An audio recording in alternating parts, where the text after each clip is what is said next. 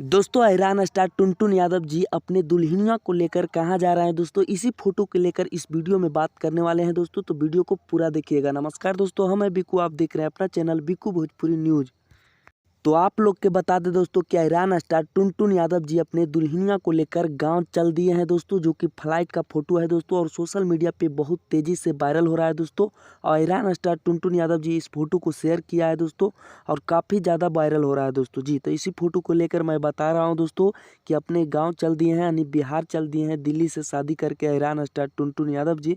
तो बहुत खुशी की बात है दोस्तों, अच्छा से शादी हो गया। आप लोग भी शादी का बधाई दे सकते हैं दोस्तों। और आप लोग के बता दें दोस्तों कि खेसारी लाल यादव जी के कल एक बवाल का होली छूट रहा है दोस्तों, रिलीज हो रहा है एंगल म्यूजिक से, जिस गाना का टाइटल है दोस्तों डलवाला निहुर के जी।